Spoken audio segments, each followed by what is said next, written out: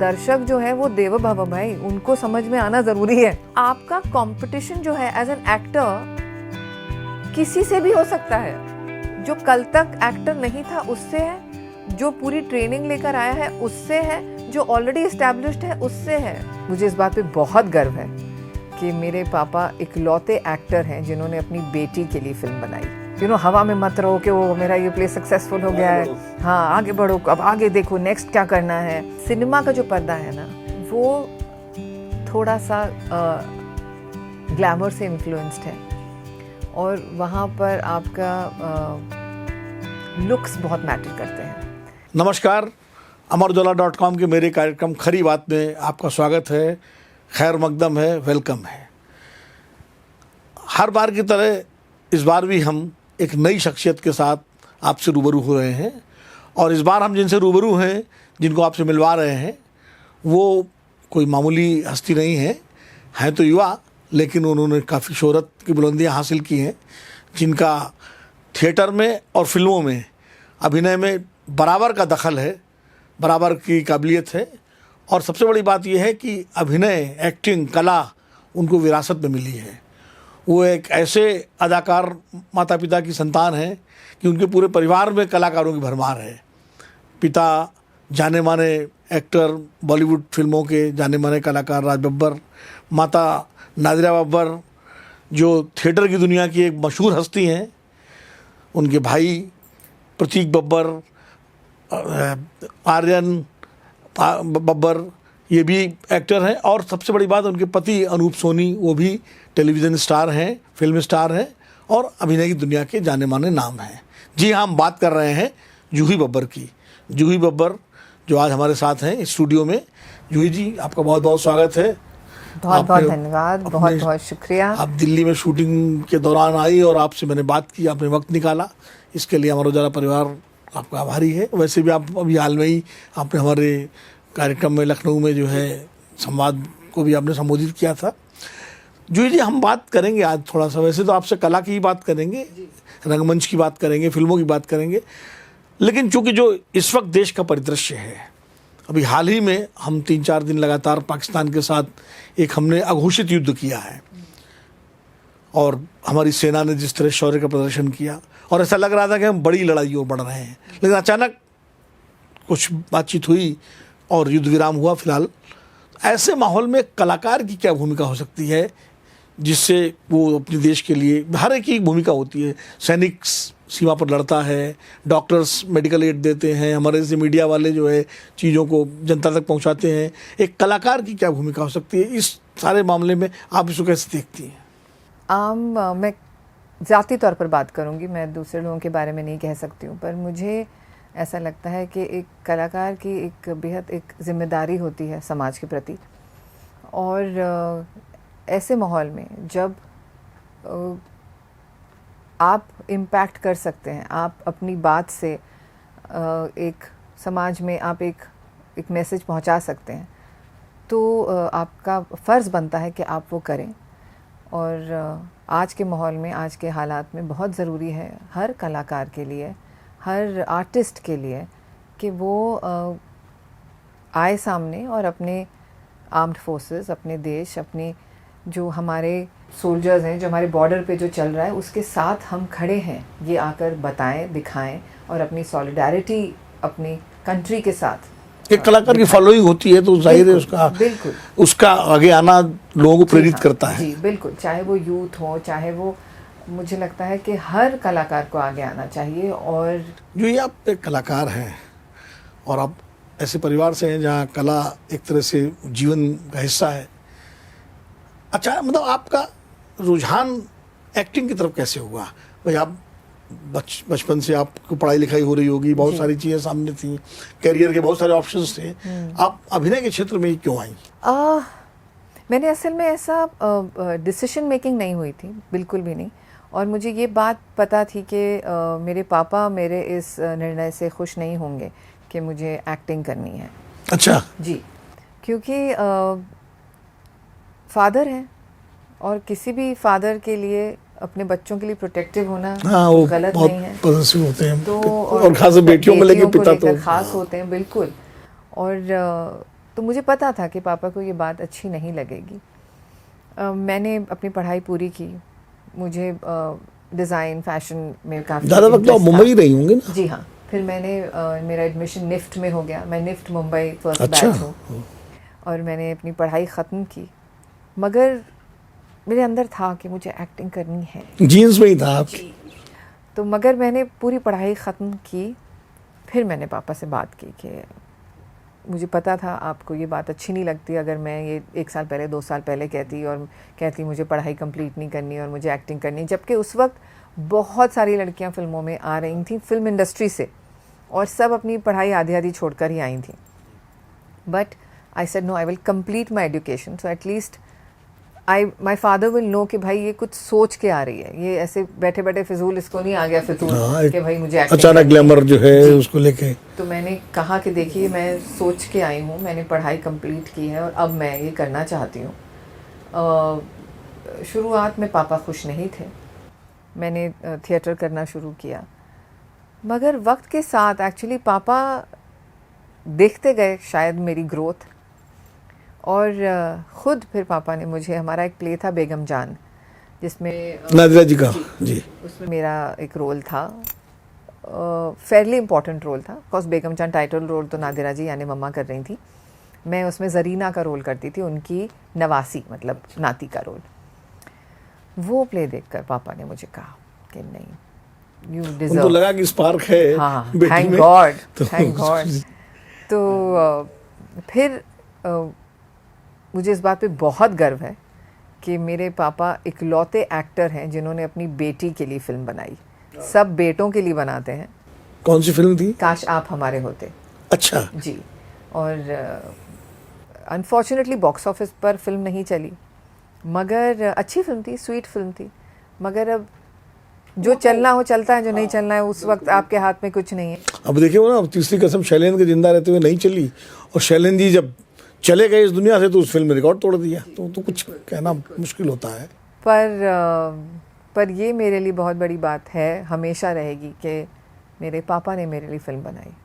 ये तो बहुत अच्छी बात है कि एक पिता ने अपनी बेटी के लिए फिल्म बनाई। जी। मैं भी वो फिल्म देखूंगा, यूट्यूब पे तो होगी जरूर। जी है, जी है। अच्छा, ये अनोखी बात ये भी थी जो उस वक्त लोगों को थोड़ी अजीब भी लगी थी, सोनू निगम हीरो थे। अच्छा अच्छा। मगर तो बहुत लोग अरे सोनू निगम क्यों है? क्यों नहीं, वो स्टार है अपने आप। बिल्कुल। जब फिल्म नहीं चलती है तो सारी चीजें नेगेटिव हो जाती हैं, अगर फिल्म चल गई होती है तो वही सारी चीजें पॉजिटिव हो जाती हैं। ये भी सही है। और फिल्म चलने का श्रेय किसी और को मिलता है और न चलने का श्रेय जो है जिम्मेदारी कलाकारों पे आ जाती है। क्योंकि कई बार ऐसा भी होता है कि वही कलाकार एक फिल्म में हिट हो जाता है, दूसरी में पिट जाता है, तो उससे कारण अलग अलग होते हैं। अच्छा, आप चूंकि अभिनय के परिवार से थी तो आपने थिएटर को ही क्यों अपनाया अपने मुख्य करियर के रूप में बजाय फिल्मों के? तो मैं ये माँ का प्रभाव ज़्यादा था शायद? माँ का प्रभाव से ज़्यादा मैं कहूँगी घर का, क्योंकि देखिए घर माँ से होता है, और हम आम बच्चे स्कूल से आते हैं तो वो घर में टेबल पे बैठकर होमवर्क करते हैं। हम आते थे वापस, हम रिहर्सल हॉल में जाके होमवर्क करते थे क्योंकि हमारी मम्मा वहाँ होती थी।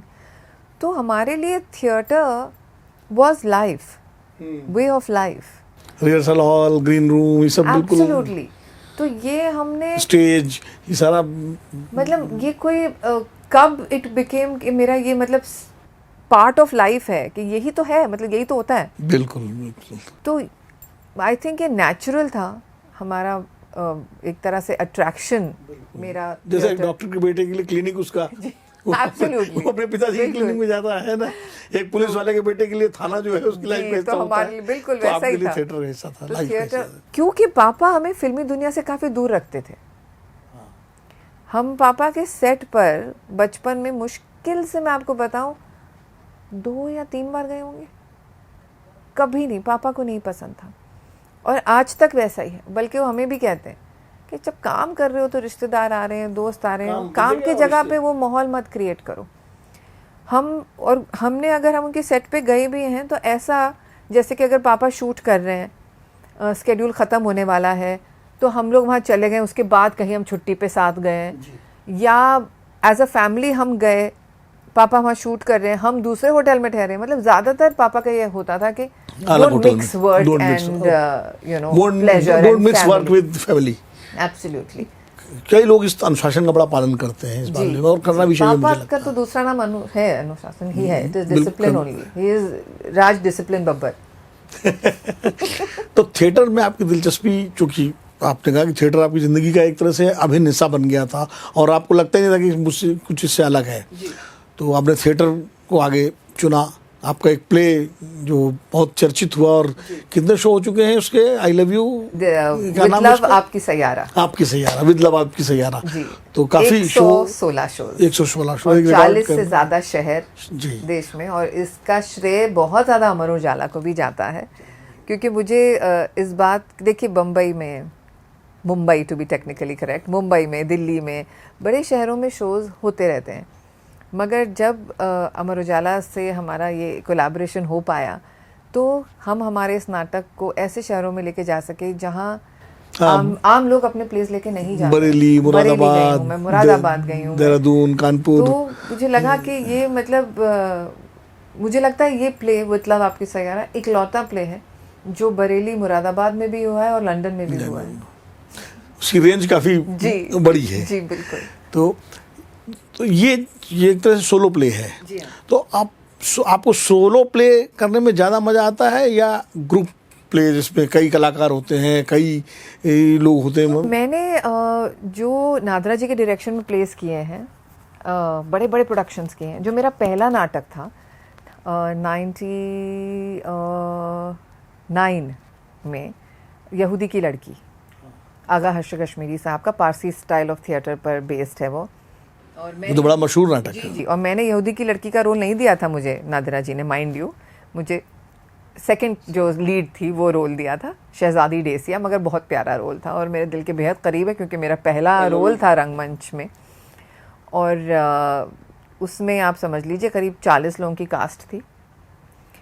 उसके बाद भी जो मैंने प्लेस किए, फिर हमने एक भवई किया था, जस्मा ओडन म्यूज़िकल प्ले था, उसमें अगेन 35-40 लोग। फिर हमने M.F. हुसैन साहब की ज़िंदगी पर एक प्ले किया था, पेंसिल से ब्रश तक, उसमें फिर 40-50 लोग।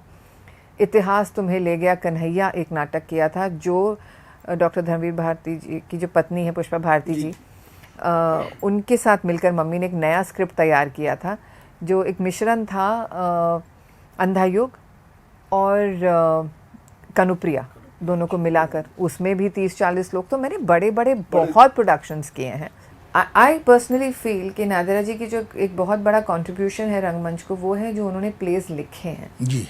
एंड एक नया वो एक पूरा एक मैं कहूँगी एक लेकर आई स्टाइल मोनोलॉग्स का। उन्होंने एक नाटक लिखा दयाशंकर की डायरी, जो एक मोनोलॉग था। फिर उन्होंने एक नाटक लिखा सकूबाई, जो मोनोलॉग था। आशीष विद्यार्थी ने किया दयाशंकर, सरिता जोशी जी ने किया सकूबाई। फिर उन्होंने एक नाटक लिखा जी जैसी आपकी मर्ज़ी, जिसमें 4 औरतें थीं, 4 औरतें, मगर चारों के अलग अलग मोनोलॉग। अच्छा, और अलग किरदार उनके। वो मैंने किया। उसमें मेरा किरदार था, उसका नाम था बबली टंडन, और ये हमने किया था 2004 में।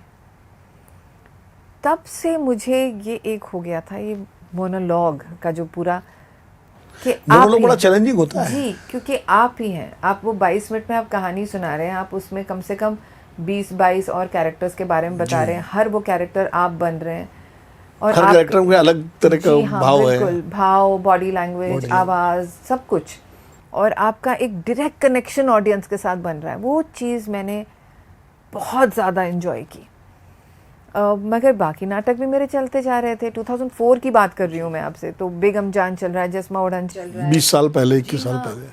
एंड फिर हमने एक और बहुत बड़ा प्रोडक्शन किया था, सलाम 1950s के नाम, जो 50s के सिनेमा को एक ट्रिब्यूट था। पूरा प्ले ब्लैक एंड वाइट में हमने किया था। उस ज़माने के सारे गाने थे, शोला जो भड़के, याद किया दिल ने, सुहाना सफ़र और ये मौसम हसी, तो ये सारे गाने थे। भानु अथैया जी ने कॉस्ट्यूम किए थे, बेहतरीन प्रोडक्शन। तो ये सब प्लेस चल रहे थे। इस दौरान शादी हुई, मुझे बेटा हुआ, तो मैंने काम ज़रा कम कर दिया, थोड़ा पारिवारिक जिम्मेदारी आ गई। बिल्कुल, स्पेशली मदरहुड। मैंने मतलब जिम्मेदारी मैंने आई वुड से मैंने खुद ली, और मैंने खुद ही सोचा कि मैं काम कम करना चाहती हूँ। तो मैंने ऑलमोस्ट 10-11 साल कोई नया शादी प्ले भी नहीं आपकी किया। आप ही कलाकार से हुई? जी हाँ जी, अनूप अनूप से। नेशनल स्कूल ऑफ जी। ड्रामा से हैं। जी। मेरे पेरेंट्स के जूनियर हैं और ऑफ कोर्स खुद भी रंगमंच भी करते हैं, सिनेमा भी करते हैं, टेलीविज़न भी करते हैं। और ये मैंने कुछ अरसे तक काम नहीं किया और फिर जब हुआ कि अब मैं काम फिर से करूं, एक सबैटिकल, एक ब्रेक लेने के बाद, तभी कोविड भी आ गया। तो ये नाटक तो कोविड में ही लिखा आपने ना? विप्लव आपकी सैयारा जो है। बिल्कुल, विप्लव आपकी सैयारा मुझे असल में मुंबई थिएटर गाइड ने अप्रोच किया कि हम ऑनलाइन कुछ कर रहे हैं, आप भी करिए। पहले मैं मना कर दिया, मैं कहा ऑनलाइन थिएटर ऑनलाइन होता है क्या, मैं बिल्कुल नहीं करूँगी। पर इनफैक्ट मुझे फिर अनूप ने ही समझाया कि यार ये क्या सिचुएशन है, अभी कुछ पता नहीं है, क्या पता हम सबकी ज़िंदगी ऐसी ऑनलाइन ही हो जाए, यू नो, कर लो, एक नया मीडियम एक्सप्लोर करो, कैसे है तुम्हारे, they want you to do it, you must do. तो मेरे बहुत करीबी बड़े भाई जैसे हैं, रवि मिश्रा नाम है उनका, और वो मेरे प्ले के टेक्निकल डायरेक्टर भी हैं और मुंबई थिएटर गाइड से एसोसिएटेड है। तो फिर मैंने उनसे बोला कि चलिए भैया क्या करूं बताइए। मैंने कहा बबली कर देती हूँ, जी जैसी आपकी मर्ज़ी का मोनोलॉग। इसे नहीं वो तूने बहुत किया है। तो ऐसे ठीक है, तो मैं राधा, ये कनुप्रिया पढ़ देती हूँ कविताएँ। नहीं वो तो दुनिया सभी कहते रहते हैं। एंड ही सेड कि तुम ये सैयारा करो। अब सैयारा ये कैरेक्टर एक प्ले में से था जो हमने 2013 में किया था, जिस प्ले का नाम था किसके रोके रुका है सवेरा। बहुत 3 अलग अलग उसमें मोनोलॉग्स थे, ऑलमोस्ट 45 मिनट के। और ये किरदार जब मैंने किया उसमें बहुत लोगों को उससे आपने उठाया वो किरदार, लोगों को बहुत पसंद आया, मगर किसी वजह से प्ले नहीं चला। अब क्यों नहीं चला नहीं समझ आया, मगर नहीं चला। तो ऑफ कोर्स तो वो अपने माँ बाप से भी, जो हमारा प्ले का एक तरह से सरप्राइज, बहुत बड़ा सरप्राइज है कि फिर वो फादर से बात करती है, मदर से बात करती है, वीडियो कॉल्स वो वाकई सरप्राइज ही है जी। जिस वक्त वो आता है जी, तो सारे जो ऑडियंस में लोग चौंकते हैं, क्योंकि मैं खुद उसका हिस्सा रह चुका हूँ ऑडियंस का, आपके वो प्ले का। बल्कि मैं कहूँगी जिन्होंने वो किरदार किया मेरे लिए, वो मेरे लिए हमारी फिल्म इंडस्ट्री की इतनी बड़ी शख्सियत हैं। और हर बार मुझे लगता है जब वो आते हैं स्क्रीन पर तो मेरे प्ले को इतनी ब्लेसिंग्स मिल जाती हैं उनके आते ही। तो वैसे भी मेरे पापा उनको बहुत मानते हैं, बड़े भाई जैसा मानते हैं। आपका अगला प्ले कौन सा, अगला नाटक में कुछ? मेरी असल में राइटिंग में मेरी माँ का बहुत प्रभाव है। और ये जो स्टाइल ऑफ राइटिंग है ना, जो मैंने खुद धीरे धीरे समझा कि ये जो मैं कर रही हूँ या जिस तरह से मैं लिख रही हूँ, ये कहाँ से आ रहा है, कि आप एंटरटेन करिए। आप, मेरे नाटकों में हमेशा एक एंटरटेनमेंट वैल्यू रहेगी, क्योंकि हम उस तरह का रंगमंच या उस तरह के आर्ट को बिलोंग नहीं करते हैं कि हम आर्टिस्ट, हम तो कर रहे हैं, आपको समझ आए ना आए, आपको समझ नहीं आ रहा मतलब आप में कमी है। ऐसे नहीं हो सकता है। दर्शक जो है वो देव भव भाई, उनको समझ में आना ज़रूरी है, उनके दिल को छूना ज़रूरी है। आपका अगला प्ले किस पर है? मैंने असल में विप्लव आपकी सैयारा करने के बाद मैं आपको बताऊं, मैं बहुत घबरा गई, क्योंकि ये प्ले जिस तरह से सक्सेस मिलती जा रही थी इसे, और सबका ये था कि अब अगला तुम क्या करोगी इस लेवल तक, मतलब how will you reach. And मेरे पापा जो है मेरे बहुत बड़े क्रिटिक हैं, तो वो तो मुझे हर थोड़े थोड़े दिन पर वन प्ले चमत्कार बन के रह जाओगी तुम, क्या करोगी अगला जल्दी कुछ सोचो, चैनलाइज करो अपनी एनर्जीज को, सिर्फ एक की उसकी हवा में मत रहो कि वो मेरा ये प्ले सक्सेसफुल हो गया है, हाँ आगे बढ़ो, अब आगे देखो नेक्स्ट क्या करना है, नहीं तो इसी के लिए सिर्फ जानी जाओगी, है ना। मुझे हमेशा मेरी फैमिली ने ये फ्रीडम दिया है कि तुम्हें जो पसंद है, make your own choice, correct, वो करो, नहीं करना है मत करो, घर बैठो एंजॉय करो, वही करो which will give you happiness. तो इसी चीज़ में मेरा चल रहा था, अब अगला क्या। तो खैर मैं कुछ 2 प्रोजेक्ट्स हैं जिन पर मैंने काम शुरू किया, और मुझे ऐसा लग रहा है कि मैं अगस्त सितंबर तक उन्हें सरफेस कर पाऊंगी, और बड़े लेवल पर हैं, काफ़ी बड़े लेवल पर हैं, आई वुड से दैट। तो मेरी तैयारी पूरी उस तरफ थी। ये बीच में कुछ ऐसा हुआ कि मेरे पास काला घोड़ा आर्ट्स फेस्टिवल जो हैं वो इन्हें मैंने थिएटर सेक्शन इनके लिए मैंने 7 साल क्यूरेट किया है, पर फिर मैंने गैप ले लिया। पर ऐसा हुआ कि ये उनका 25th ईयर था, तो ये बात हुई कि 25th ईयर है तो मुझे परफॉर्म करना चाहिए। एंड फिर कहा मुझसे कि ऐसा क्यों नहीं आप कुछ परफॉर्म करती जो नादिरा जी ने लिखा है। तो मैं कहा हाँ चलिए, मम्मा ने तो बहुत कुछ लिखा है और स्पेशली विमेन ओरिएंटेड काफ़ी लिखा है, तो मैं कुछ चुन लूँगी उसमें से। अचानक मुझे लगा कि ये मेरी मम्मा ने एक नज़म लिखी थी अपनी माँ पर। अच्छा, नानी जी पर आप? जी हाँ, जिसका नाम था मेरी माँ के हाथ। अच्छा। और वो नज़म इतनी पसंद आई थी सबको कि लोगों ने उनसे कहा कि नादिरा जी ये आप अपनी माँ पर आप प्ले क्यों नहीं बना लेती हैं एक। तो फिर मम्मा ने अपनी ज़िंदगी के कुछ एक्सपीरियंसेस अपनी माँ के साथ के बचपन से लेकर जवानी तक के कुछ क्रिएट करके एक प्ले बनाया और प्ले का नाम भी यही रखा, मेरी माँ के हाथ। तो ऐसा चलो मैं ये परफॉर्म कर देती हूँ। अब मैंने इसकी तैयारी शुरू की। 25 जनवरी को मुझे परफॉर्म करना था। उसी दौरान मेरे कुछ आँख का मैंने कुछ एक प्रोसीजर कराया था, उस वजह से मैं पढ़ नहीं पा रही थी। दिन जाते जा रहे थे। मेरे टीम को आप सबको जानते ही हैं, बिल्कुल सब परेशान कि ये 25 जनवरी को परफॉर्म करना है। एकजुट थिएटर जो है बिल्कुल 10-12 तारीख हो गई है, ये अब तक ना इन्होंने याद किया है स्क्रिप्ट, ना हमें पता है सेट क्या है, ना लाइट, ना म्यूज़िक, कैसे होगा सब। एंड मेरी वही हालत, मैं कहा मैं पता नहीं अब कैसे करूँगी कैसे। फिर मैंने काला घोड़ा में इनको बोला कि भाई मुझसे तो नहीं हो रहा है, ये तैयार नहीं कर पाऊँगी मैं। तो दे सेड अरे आप पढ़ दीजिए, परफॉर्म मत करिए, आप स्क्रिप्ट पढ़ दीजिए। अच्छा हाँ चलो ये कर लूँगी मैं। तो मैंने कहा कि चलो मैं इम्पैक्ट देने के लिए कॉस्ट्यूम पहन लेती हूँ और मैं ये पढ़ दूँगी पूरा स्क्रिप्ट। तो मैंने कहा, मैंने अपने प्रोडक्शन को कहा कि आप टेबल कुर्सी लगा दो, पीछे साइड पे प्लेटफॉर्म्स रख दो कि थोड़ा स्टेज ऐसे लेवल्स वगैरह अच्छे लगते हैं, एक इम्प्रेशन हाँ आ जाए। एंड मैं उसी और लाइट वाले को भी बोला कि भाई मैं एक ही इसी टेबल कुर्सी पे बैठूंगी, पूरा प्ले पढ़ दूंगी, थोड़े इमोशंस के साथ पढ़ दूंगी। आई डोंट नो मुझे क्या हुआ, मैंने एक पेज पढ़ा और मैं खड़ी हो गई। मेरे हाथ में स्क्रिप्ट है क्योंकि मुझे याद नहीं है, मगर मैं हाथ में स्क्रिप्ट है और मैंने पूरा प्ले परफॉर्म कर दिया। उठ रही हूँ, चल रही हूँ, वहाँ बैठ रही हूँ, रो रही हूँ, चीख रही हूँ, फिर बैठ रही हूँ, फिर उधर आ रही हूँ। वो बेचारा लाइट वाला भी कि ये तो उठने नहीं वाली थी, ये कहाँ जा रही हैं, पूरा कभी ऐसे हो रहा है, कभी वहाँ कौन सी लाइट दूँ इनको, क्या करूँ मैं। कभी कभी मेरे पे लाइट नहीं आ रही है, मैं पढ़ नहीं पा रही हूँ कि अंधेरा है। उस बेचारे ने उस तरह से डिज़ाइन ही नहीं किया था, एक ही फोकल पॉइंट उसने टेबल और कुर्सी को बनाया हुआ था, मगर बहुत अच्छे से हो गया, बहुत अच्छा रिसीव हुआ। अब ये भी उस दिन अनूप नहीं आ पाए थे क्योंकि उनका भी एक शो था। अनूप ने कहा कैसे हो गया सब अच्छा, मैं कहा बहुत अच्छा हुआ रिस्पॉन्स, मैं कहा बहुत अच्छा। 1 मार्च को हमारे पास पृथ्वी थिएटर की डेट्स थी, तो हमने यही सोचा था हम यही प्ले कर देंगे। तो इसे चलो अब तुम्हारे पास टाइम है, 1 मार्च के लिए तैयारी कर लो। मैं कहा हाँ करती हूँ, पर मुझसे हो ही नहीं रहा था। आप यकीन मानिए, मैं स्क्रिप्ट लेकर बैठती थी, मैं 4 लाइन नहीं याद कर पा रही थी। आई सेड मुझे कुछ हो गया है, something is gone wrong with me. I said मैं तो मतलब ऐसे स्क्रिप्ट याद करती हूँ यार, मैं तो मतलब अपने आप को मोनोलॉग क्वीन समझने लगी थी, ये क्या हो गया मुझे। You know I just couldn't memorize my dialogues and I said मुझसे नहीं हो रहा है, मेरी टीम हाइपर हो रही है, अनूप हाइपर हो रहे हैं, सब लोग तुम कर क्या रही हो, चलो करो। एंड 11-12 तारीख के आसपास मैंने कहा मुझे ये स्क्रिप्ट नहीं करना। आई सेड मुझे ये प्ले करना है मगर ये स्क्रिप्ट नहीं करना।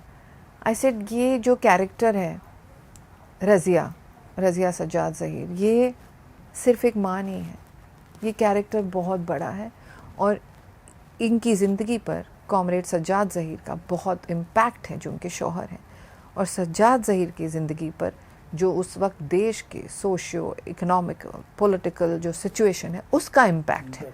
तो indirectly she is affected by all that. I said I cannot just make her mother and portray that. तो फिर मैंने फाइनली उस स्क्रिप्ट में से थोड़ा सा उस स्क्रिप्ट से लिया। नूर ज़हीर मेरी छोटी मासी हैं, उन्होंने नानी पर एक किताब लिखी है स्याही की बूंद, उसमें से कुछ लिया। ये कब से शुरू होगी इसकी परफॉर्मेंस? हमने अभी इसका प्रीमियर तो किया पृथ्वी में, डरते डरते किया बॉम्बे में, क्योंकि मुझे लगा था लोग कहेंगे हमें तुम्हारी नानी की कहानी हमें क्यों सुना रही हो, पर्सनल सागा। मगर रिस्पॉन्स बहुत अच्छा ज़्यादा पसंद की गई है, इतना ज़्यादा कहानी पसंद की गई है और इतना मुझे लोगों ने रिस्पॉन्स दिया है आकर। ऐसे लोग जो सैयारा के फ़ैन रह चुके हैं, उन्होंने आकर मतलब कहा है कि सैयारा तो Saiyaara, this is something else that you created. Saiyaara से आगे की चीज़ है। आगे गए हैं कि I can't say, but I will just say that Saiyaara was blessed, और इसे भी कुछ अलग ही लोगों ने दुआ दी है। आपको कभी फिल्मों के प्रति आकर्षण नहीं हुआ? आपके पिताजी फिल्मों के इतने सफल स्टार हैं जी। मतलब, और आप मुंबई में हैं, आपके कनेक्टिविटी भी है इंडस्ट्री के साथ, और जबकि इसमें तो ज़्यादातर जो नए लोग होते हैं वो ज़्यादा उनका आकर्षण फिल्मों की तरफ होता है, तो आपके अंदर कभी फिल्मों में एकदम से जाने की इच्छा नहीं हुई? बिल्कुल था, बहुत ज़्यादा आकर्षण था। जो मैंने पापा से बात की थी वो फिल्मों के लिए की थी, और पापा ने बनाई भी मेरे लिए फिल्म, पर मुझे अच्छे किरदार नहीं मिले परफॉर्म करने के लिए, और इस बात का मुझे काफ़ी गम है कि मुझे अच्छा काम मेरे तरफ नहीं आया सिनेमा में, ऐसे रोल जिन्हें करके मुझे सेटिस्फेक्शन, संतुष्टि मिले। और ये भविष्यवाणी मेरे पिताजी ने कर दी थी। अच्छा। कि तुम आ तो रही हो फिल्मों में, मगर you will not be satisfied. पर मैं बहुत ज़्यादा अपने आप को, मैं कहती हूँ, खुशनसीब मानती हूँ कि मेरे पास थिएटर था। नहीं तो लोग डिप्रेशन में चले जाते हैं या घटिया काम के आगे सर झुका लेते हैं, पर मुझे वो नहीं करना पड़ा, क्योंकि मेरे पास हमेशा मेरा थिएटर था, मेरा उस क्रिएटिव आउटलेट के लिए। एंड टीवी का मुझे बहुत काम ऑफ़र होने लगा। उसी दौरान मैंने फिर शादी कर ली, पर टीवी वक्त बहुत मांगता है, एंड मेरी उसी वक्त शादी हुई थी, फिर बच्चा हुआ था। तो फिर अनूप ने भी मुझे कहा कि देखो, टीवी तुम्हें करना है तो ज़िंदगी में कभी भी टीवी कर सकती हो, but if you want to give time to family right now, do that. तो I was just at home, मैं थिएटर कर रही थी, मैं बच्चों के साथ बहुत काम करती थी, वर्कशॉप्स वगैरह। मैं बॉलीवुड लोगों के लॉन्चेस से पहले फिल्म इंडस्ट्री के बहुत बच्चों को मैं ट्रेन भी करती हूँ, स्पीच में, डिक्शन में। तो मेरा ये सब काम चल रहा था, काला घोड़ा के क्यूरेशन चल रहा था। इस बीच मेरे पास नीरज पांडे सर आए और उन्होंने मुझे अय्यारी फिल्म में एक रोल ऑफ़र किया। अय्यारी जो मनोज वाजपेयी इसमें, हाँ। छोटा सा रोल था, मनोज की वाइफ का ही रोल था। एंड आई वाज लाइक कि सर, मैंने इतने टाइम से काम नहीं किया है और ये रोल भी थोड़ा छोटा है।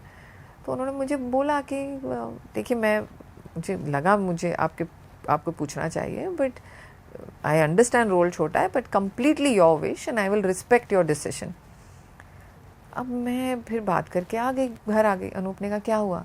मैं कहा मैंने उनको बोला है कि आई थिंक कि तुमको ना, मतलब अच्छा काम घर बैठे मिलता है ना, इसलिए तुम उसको वैल्यू नहीं कर रही हो। इसी उन्होंने ऑडिशन मांगा, मैंने कहा नहीं। उन्होंने कुछ पढ़ने के लिए कहा, मैंने कहा नहीं। वो तुम्हें बैठे बैठाए नीरज पांडे रोल दे रहे हैं, चाहे वो तुम्हें छोटा रोल दे रहे हैं, ऐसे ना, तुम क्यों नहीं कर रही हो? मैं कहा नहीं यार, कर लेती हूँ मैं। तो मैंने वो फिल्म की कुछ सालों पहले। अब वही है, फिल्म नहीं चलती तो किसी को नहीं होता। आपको भी नहीं है पता होगा कि मैंने अय्यारी की थी बीच में। मैंने देखी है फिल्म, मुझे ध्यान नहीं आ रहा। यस, उसमें आप देखिए यार, अब आप देखोगे आपको याद, अरे हाँ ये तो जूही है। अब याद आ जाएगी। जी, छोटे छोटे 3 सीन थे, प्यारे सीन थे हमारे। और क्योंकि मनोज के साथ मुझे स्क्रीन शेयर करने के लिए मिल रहा था, तो वो भी एक बहुत मेरे लिए अच्छी बात थी। मनोज से मेरी दोस्ती बहुत पुरानी है जी, ऑफ कोर्स। मैंने भी थिएटर किया है जी, दिल्ली में, जी। तो हम मनोज एक साथ थिएटर करते थे। अच्छा, दिल्ली में इंडस्ट्री में किसी के पास काम नहीं था, गिन के फिल्में बन रही थी। उस दौरान मुझे मुकेश छाबड़ा जी का कॉल आता है। अच्छा, जो वो कास्टिंग डायरेक्टर जो है, और वो मुझे कहते हैं कि एक फ़िल्म है, और मुझे पता है आप ज़्यादा माँ के रोल में इंटरेस्टेड नहीं हो, मगर हंसल मेहता जी की फ़िल्म है। तो मुझे याद है आज भी, मैं जिम से निकल के ऊपर अपने दरवाजे पे खड़ी थी, घर अंदर जा रही थी। मैं कहा ठहरो, मैं अंदर जा रही हूँ, I call you back. You know, the moment I heard Hansal Mehta, तो कुछ मुझे लगा कि यार ये तो सुनना पड़ेगा, क्या है। देन ही टोल्ड मी कि एक रियल लाइफ मतलब इंसिडेंट है, टेरर अटैक जो हुआ था एक, उस पर बेस्ड है। फराज नाम है फिल्म का, कैरेक्टर का नाम फराज है, उसकी माँ का रोल है। मैं कहा अच्छा ठीक है। फिर मेरे को लगा वो टिपिकल भाई बच्चा माँ, वो मर गया, यू नो, पता नहीं सेंटी डायलॉग्स ये वो। मगर फिर उसने मुझे समझाया रोल क्या है, और फिर बताया कि ये जो लेडी हैं ये ढाका में रहती हैं, और हम चाहेंगे आपकी इनसे भी बातचीत हो।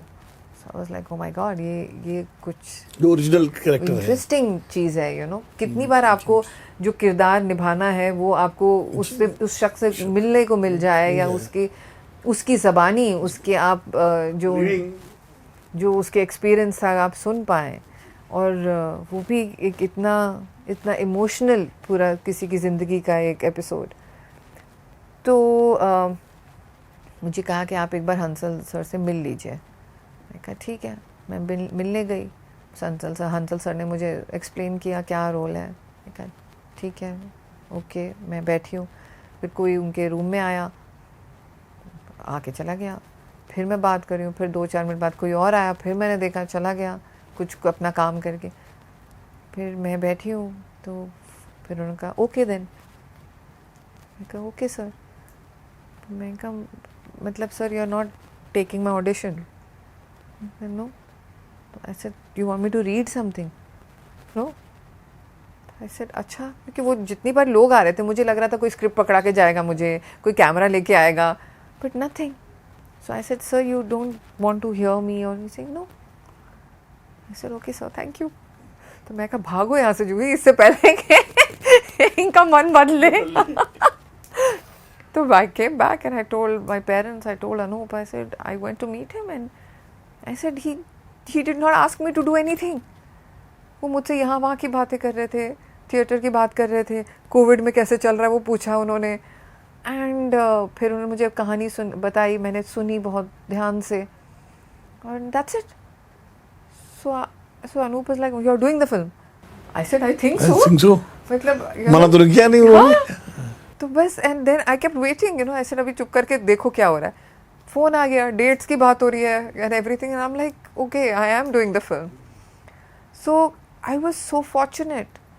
उसमें फराज में सिमीन रहमान जी का रोल किया मैंने, उनके साथ मेरे वीडियो कॉल्स हुए, और मतलब एक ऐसी माँ जिसका बेटा अपने दोस्तों को बचाने के लिए जिसने अपनी जान दी। वो तो बहुत ज़बरदस्त फिल्म है, मैंने तो देखी है और फिल्म। वो खुद मतलब उन्होंने जिस तरह से मुझे कहा कि सारा पैसा सारा पावर, मगर मैं अपने बच्चे को नहीं बचा सकी। अब अगला कोई रोल, अभी आपने जो शूटिंग कंप्लीट की है? तो अब मैं बीच में मैंने 2 और फिल्में की हैं। आपने बीच में भट्ट साहब का नाम लिया, आई एम वेरी फॉर्चुनेट।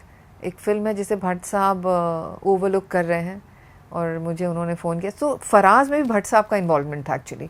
ये कहानी पहले भट्ट साहब के पास आई थी। सिमीन रहमान भट्ट साहब से मिली थी एक फंक्शन में। अगर आपको याद है, फराज का लास्ट सीन एक अवार्ड लेती है। हाँ हाँ, अवार्ड, बिल्कुल बिल्कुल। बीच में मैंने एक और फिल्म की थी जिसका नाम था फर्रे। अच्छा, फर्रे जी, ये फिल्म थी रियल लाइफ प्रोडक्शंस और सलमान खान प्रोडक्शंस, और इसमें अलीज़े हीरोइन थी। अलीज़े अतुल और अलवीरा की बेटी हैं। अब्दुल अग्निहोत्री जी, अच्छा, यानी कि सलमान की जो जी भांजी हैं ये, तो भतीजी भांजी, हाँ बहन, हाँ, तो की बेटी हुई ना। हाँ, तो अलीज़े मेरी स्टूडेंट रह चुकी थी डिक्शन में, स्पीच में, और बहुत अच्छी एक्ट्रेस हैं। तो ये जब फिल्म कर रहे थे, उसमें एक रोल था, and they really wanted me to do it. और उस वक्त इनफैक्ट ईमान मेरे बेटे का स्कूल खुल रहा था, और मैंने कहा मैं नहीं कर पाऊँगी, but they were very keen कि मैं करूँ। उन्होंने इनफैक्ट शूट स्केड्यूल मेरे वजह से पूरा शिफ्ट कर दिया कि मैं भी उस फिल्म का हिस्सा बन सकूं। बातचीत को थोड़ा सा अब कंक्लूजन की तरफ ले जाते हैं जी। इसको। थिएटर जो है वो आज के समय में जो हिंदुस्तान की क्या दुनिया की सबसे पुरानी विधा है कला की। फिल्मों में का प्रसार, फिर डिजिटल का प्रसार, उसके बाद मल्टीप्लेक्स और अब OTT सारे प्लेटफॉर्म्स आ गए, तो ऐसे में थिएटर को कहाँ देखती हैं आप? थिएटर के लिए हमेशा से एक जंग रही है, आज भी है, मगर मुझे ऐसा लगता है, जो मैंने आपके संवाद में भी लखनऊ में ये बात कही थी मंच पे से, कि जब तक थिएटर वाले खुद सूरत बदलने की कोशिश नहीं करेंगे, नहीं बदलेगी। जब तक आप खुद अपनी कला को इन्फोर्स नहीं करेंगे। जो चीज़ मैंने कोशिश की, और मुझे इस बात का बहुत गर्व है कि मैंने कोशिश की है कि मैं जिस तरह का ट्रीटमेंट थिएटर को मिलता है, थिएटर वालों को मिलता है, उसका स्केल ऊपर करूं। एंड मैं थिएटर को फिल्म का वो जो पुअर कज़न है वो नहीं बनने देना। कोशिश मेरी है कि पुअर से हम थोड़े ऊपर लेवल पे आ जाए। हम आपसे बराबरी नहीं कर रहे। कज़न तो ठीक है, बिल्कुल, पुअर कज़न ना हो। हम बराबरी नहीं। सिनेमा बहुत ही खूबसूरत मीडियम है, थिएटर एक अलग मीडियम है, और आप दोनों को इस तरह से मत जोड़िए। दोनों में एक्टिंग है, मगर बहुत अलग है, तो अलग तरह से ट्रीटमेंट दीजिए। आप वेस्ट वर्ल्ड में देखिए ना, वेस्टर्न में कितना थिएटर को रिस्पेक्ट दी जाती है। हमारे यहाँ वो चीज़ है मगर कम है। जी एक चीज़ बताइए, चूंकि आप थिएटर और फिल्म दोनों से जुड़ी हैं, अक्सर देखा गया कि थिएटर की बैकग्राउंड से जो लोग फिल्मों में गए जी वो एक्टर तो बहुत अच्छे माने गए, एक्टर तो बहुत अच्छे माने गए, वो नसीर हों, ओमपुरी साहब हों, जो जितने लोग हैं, आपके फादर, सब लोग जो भी हैं, लेकिन जो स्टारडम है वो उन लोगों को ज़्यादा मिला जो सीधे गए फिल्मों में। जी ये क्या वजह है? मुझे ऐसा लगता है कि सिनेमा का जो पर्दा है ना वो थोड़ा सा ग्लैमर से इन्फ्लुएंस्ड है और वहाँ पर आपका लुक्स बहुत मैटर करते हैं। इसलिए अगर आप एक बात गौर करें एक बात पर कि नेशनल स्कूल ऑफ ड्रामा से अगर इकलौता कोई हीरो बनकर निकले हैं तो वो सिर्फ पापा थे, क्योंकि आई वुड से उनको बेनिफिट था अपनी लुक्स का भी, राइट। बाकी लोग बहुत अच्छे एक्टर्स हैं मगर शायद 19-20 का भी हो जाता है, मगर वो चीज़ भी अब बदल रही है, काफी हद तक तो बदल गई जी है। हाँ बदल रही है और अब बदलनी तो लुक्स भी से चाहिए, ज़्यादा, हाँ, बदलनी कई चाहिए। ऐसे ऐसे स्टार थे जिनके लुक्स आप देखिए तो बहुत ही बिल्कुल ऑर्डिनरी है। बिल्कुल, और क्यों ना हो, जब आप आम लोगों की कहानी बना रहे हैं तो क्यों हमेशा आपका हीरो एक टिपिकल तरीके से क्यों लगे। अगर आपको फिल्म याद हो पीपली लाइव, हाँ हाँ बिल्कुल याद है। अनुषा रिजवी जो डायरेक्टर हैं और बेहतरीन काम किया था उन्होंने इस फिल्म के पीपली लाइव तो साथ, बहुत शानदार वही फिल्म थी। डायरेक्टर राइटर हैं इस फिल्म की, और उनके शौहर साहब जो हैं वो तो मतलब दास्तान गोई थिएटर को आगे लेकर कला को रिवाइव करने वालों में से एक हैं, वो प्रोड्यूसर हैं फिल्म के, तो वो चीज़ आपको दिखेगी इस फिल्म में। नहीं, ये तो बहुत बेहतर बात है कि अगर थिएटर और फिल्मों के बीच में कहीं कोई सिनर्जी बनती है, जो कि बनती हुई दिख रही है, तो मुझे लगता है पूरे कला के लिए, पूरे भारतीय रंगमंच के लिए ये बहुत सुखद स्थिति होगी। और जहाँ सिनेमा को अच्छे कलाकार मिलेंगे थिएटर के माध्यम से, वहीं थिएटर भी रिवाइव होगा। बिल्कुल। तो ये बहुत बेहतर स्थिति है। जो ही एक आखिरी सवाल ये है कि आप जो हमारे नए दर्शक हैं, युवा पीढ़ी के लोग हैं, नए कलाकार हैं जो थिएटर में फिल्मों में जाना चाहते हैं, उनके लिए कोई मैसेज अगर आप देना चाहें तो इस प्रोग्राम के जरिए कि उनको क्या करना चाहिए और क्या नहीं करना चाहिए। क्या करना चाहिए तो मैं ये कहूँगी कि आप अपना पूरा रियाज करके आइए, इट्स वेरी तैयारी करके आइए, लेट मी से दैट। ये एक जो पूरा होता है ना कि बच्चा पढ़ाई लिखाई नहीं कर रहा था तो वो एक्टर बनने चला गया, मतलब प्लीज़ इस प्रोफेशन को थोड़ा सीरियसली लीजिए। एंड चाहे आप, ज़रूरी नहीं है कि आपने कोई एक्टिंग स्कूल भी अटेंड किया हो, अच्छी फिल्में देखिए, अच्छी परफॉर्मेंसेस देखिए, सीखने के अपने तरीक़े होते हैं। आप अगर रंगमंच कर सकते हैं ज़रूर करिए, ज़रूरी नहीं है कि आप एक्टिंग करें रंगमंच में, सिर्फ रिहर्सल्स देखना, सीनियर एक्टर्स को ऑब्ज़र्व करना, उससे भी आप बहुत सीखते हैं। स्पीचेस पढ़िए, पुराने प्लेज निकाल कर, या फिल्मों से अच्छे अच्छे स्पीचेस आप निकालिए, अच्छे एक्टर्स को फिल्मों के भी ऑब्ज़र्व करिए, इंटरनेशनल सिनेमा देखिए, जितना भी देख सकते हैं। और अगर आप टिपिकली फ़िल्मों की तरफ आना चाह रहे हैं तो अपने आप प्रेजेंटेशन पर भी ज़रूर काम करिए। अगेन मैं ये नहीं कहूँगी कि आप स्लिम हो जाइए या आप गोरे हो जाइए, नहीं, मगर जो आपके लुक्स हैं आप उसमें अपने आप को अच्छा रखिए, बेहतर रखिए, फ़िटनेस पे अपने काम करिए। हमारा प्रोफेशन बहुत ज़्यादा फ़िटनेस डिमांड करता है।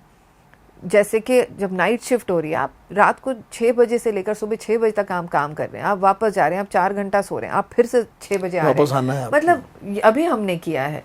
और मेरे साथ फरीदा जलाल जी हैं इस फिल्म में, आप देखिए, बिल्कुल, मगर आप मतलब God is so kind, bless her, आप उनकी एनर्जी देखिए सेट पर। इस सब के लिए आपको अपने आप को तैयार करना पड़ता है, अपने आप को ट्यून करना पड़ता है, आपको अपने आप को पुख्ता करके आइए, और फिर यहाँ आने के बाद अपना प्रोसेस कंटिन्यूस रखिए। मैं अब एक्टर बन गया हूँ, मैं अब मुझे सेंस ऑफ कॉम्प्लिसेंसी नहीं आना चाहिए, बिल्कुल भी नहीं। ये ऐसा प्रोफेशन है, क्योंकि लोग तो बैठे बैठे एक्टर बन जाते हैं ना। मैं कोविड में ही मैंने एक वेब सीरीज़ की थी, देखिए कब आती है वो, उसमें एक लेडी थी जो मेरी माँ बनी थी। तो मैंने कहा अच्छा तो आप पहले एक्ट्रेस नहीं थी? नहीं, मैं यहाँ कोविड में मैंने ऐसे 1-2 ऑडिशन दिए और मुझे रोल मिल गए, and she was good also. और धीरे धीरे आज वो टेलीविज़न पे बहुत काम कर रही हैं और फिल्में भी उन्होंने कितनी कर ली। तो आपका कंपटीशन जो है एज एन एक्टर किसी से भी हो सकता है, जो कल तक एक्टर नहीं था उससे है, जो पूरी ट्रेनिंग लेकर आया है उससे है, जो ऑलरेडी एस्टैब्लिश्ड है उससे है। तो you have to all the time keep working on your craft. चलिए, आपने नए जो हमारे एस्पिरेंट्स हैं, जो एक्टर बनना चाहते हैं, फिल्मों में आना चाहते हैं, सीरियल्स में आना चाहते हैं, थिएटर में आना चाहते हैं, उनके लिए एक बहुत काम वाली बात जिससे उनको सीखना चाहिए वो आपने बताई। और निश्चित रूप से मुझे लगता है कि जो लोग इस कार्यक्रम को देखेंगे वो इसको सीखेंगे, समझेंगे, और उसमें से जो कुछ लोग उम्दा एक्टर बन करके सामने आएंगे। जी जी, आई तो विश उसमें आप एवरीबॉडी, सबका सबको मेरी शुभकामनाएं होगा। और जो ही हम आपके भविष्य के लिए, आपके थिएटर के लिए, आपके नाटकों के लिए, आपकी फिल्मों के लिए पूरी शुभकामनाएं देते हुए आपका फिर से आभार व्यक्त करेंगे कि आपने अपना समय निकाला और यहाँ आने की तकलीफ की। फिर कभी जरूरत पड़ेगी तो फिर हम आपको तंग करेंगे जरूर। अमर उजाला मेरे दिल के बहुत करीब है और मुझे, मैं इस बात की बहुत इज्जत करती हूँ कि आप लोग जितना अपनी कला को, कितना अपने रंगमंच को आप लोग, बेसिकली मैं कहूँगी कि अपनी भारतीय कलाओं को आप लोग इतना सपोर्ट करते हैं। हमारी कोशिश होगी कि आगे भी हम इस तरह का कुछ ना कुछ एक काम करते रहें जी। और आपके आने के लिए बहुत बहुत धन्यवाद। ये थी जूही बब्बर, जो जिनसे हम बात कर रहे थे। जूही बब्बर सोनी, पूरा नाम इनका ये है। मैं तो चूंकि सिर्फ जूही बब्बर इसलिए कह देता हूँ कि मेरी पुरानी आदत है, लेकिन इनका पूरा नाम है जूही बब्बर सोनी। तो ये इस प्रोग्राम में थी। अगले हफ्ते फिर किसी नए मेहमान के साथ मिलेंगे, नए विषय पर चर्चा करेंगे। तब तक के लिए मुझे इजाज़त दीजिए। नमस्कार। अगर आप ये वीडियो YouTube पर देख रहे हैं तो हमारे चैनल को सब्सक्राइब कर बेल आइकन दबाएं, और Facebook पर देख रहे हैं तो हमारे पेज को लाइक करें।